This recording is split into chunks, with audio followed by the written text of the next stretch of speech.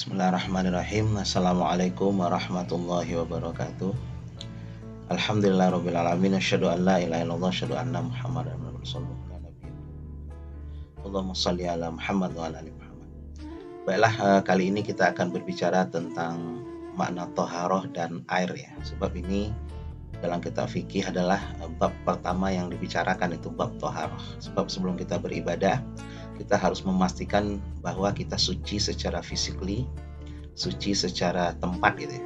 Sebab nanti kalau fisik kita bersih tapi tempat kita tidak suci, ya itu bisa merusak kesohian sholat kita gitu, kesahan sholat kita. Atau sebaliknya, tempatnya suci, kitanya nggak suci, misalnya kita kena cipratan najis, kita tidak bisa melaksanakan ibadah. Pertama, makna thaharah adalah suci ya. Thaharah menurut bahasa adalah bersih dan suci dari segala bentuk kotoran atau najis. Thaharah menurut istilah adalah mengangkat dan menghilangkan kotoran atau najis yang menempel di tubuh kita, pakaian kita, atau tempat ibadah kita. Menurut ulama, pembagian thaharah itu ada dua. Pertama, ada yang ma'nawiyah, ada yang hissiyah. Nah, yang ma'nawiyah itu adalah lebih bicara kepada penyakit hati ya. Jadi ada najis-najis hati lah kira-kira, kotoran-kotoran hati kita, misalnya sombong, ujub, senang dipuji, ya, suka menjilat, segala macam, itu namanya lebih kepada maknawiyah.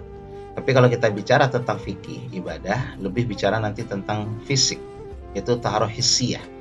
Hissiyah itu adalah yang ada fisik. Fisiknya nanti bisa hadas, bisa najis yang nempel di tubuh dan pakaian kita, di fisik kita, atau di tempat ibadah kita. Pertama, kita harus mengetahui dulu tentang harus suci dari hadas ya. Hadas adalah sesuatu yang melekat kepada tubuh seorang muslim yang menyebabkannya terhalang melaksanakan ibadah sebelum ia bersuci seperti sholat, tawaf, dan lain-lain. Hadas terbagi dua. Pertama, hadas kecil, yaitu kondisi yang mengharuskan seseorang berwudhu sebelum melaksanakan ibadah. Seperti buang air kecil, itu dianggap kecil ya, hadas kecil. Tapi kalau pakaian dikenakan oleh air kencing, itu harus dicuci ya. Itu termasuk najis yang berat.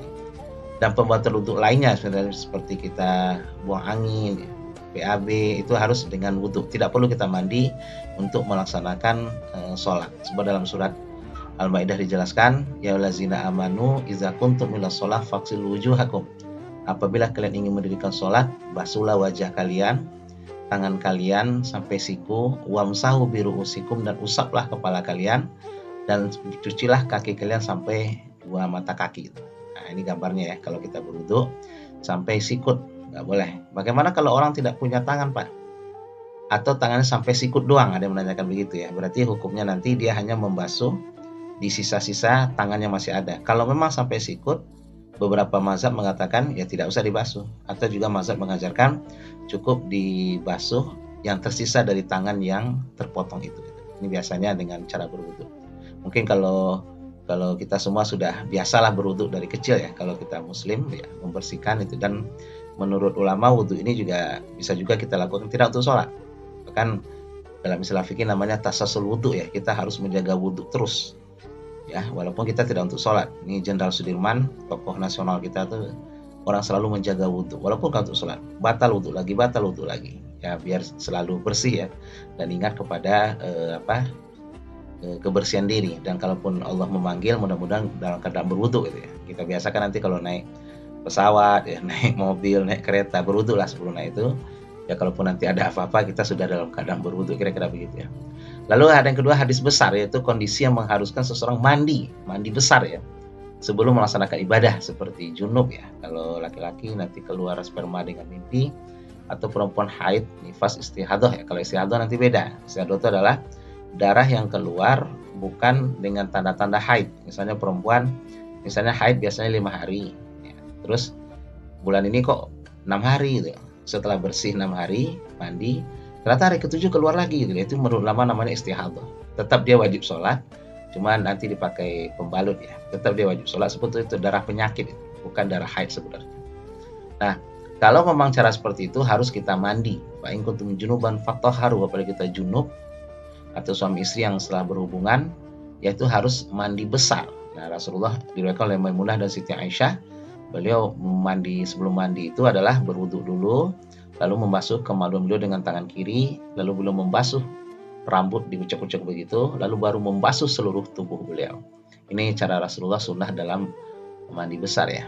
Nah, yang kedua, suci dari najis ya. Kalau hadas sebenarnya kotor-kotoran yang keluar dari tubuh. Tapi kalau najis biasanya datang kepada kita. Menghilangkan najis sama ya dengan sebuah kewajiban muslim.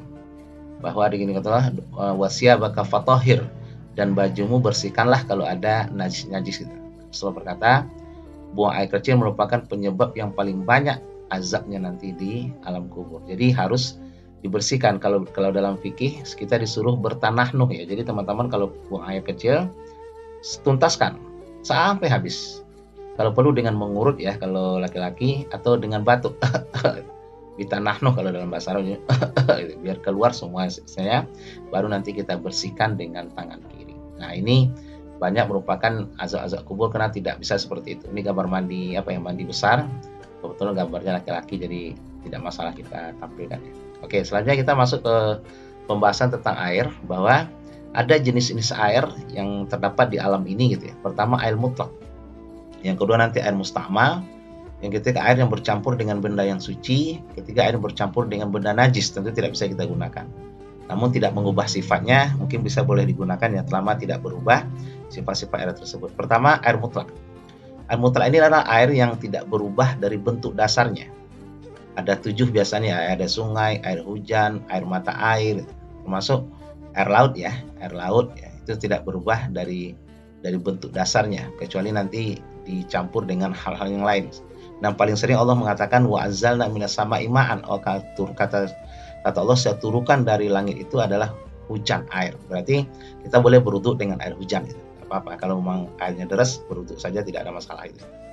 Yang kedua, air musta'mal, itu air yang sudah digunakan untuk membasuh hal-hal yang wajib. Misalnya kita mandi wajib, nah kecipratan air yang kita pakai itu namanya air musta'mal. Atau air wudu, jatuhan air wudu itu sudah menjadi air musta'mal, tidak boleh kita gunakan lagi untuk untuk berwudu lagi. Yang ketiga, air yang bercampur dengan benda yang suci. Nah, misalnya sudah berubah sifat airnya yang bercampur dengan dedaunan, tanah atau karat ya. Biasanya kalau paralonnya besi, kalau nggak dipakai nanti agak bau-bau itu menurut ulama itu tidak masalah, sebab tidak merubah sifat air itu. Cuma dia hanya bercampur dengan benda-benda yang suci dan itu tidak merusak sifat air.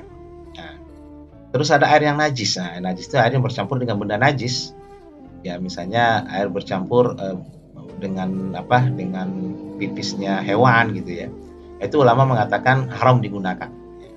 Itu sebenarnya najis, atau sudah berubah sifat, warna, bau dan rasanya, itu nggak boleh digunakan. Misalnya ada bangkai ya, di sini ada gambar di sungai, ada hewan mati di atas, lalu ada bangkai burung gagak, itu nggak boleh kita gunakan untuk berwudu. Nah, yang terakhir, air yang bercampur dengan najis namun tidak merubah sifatnya.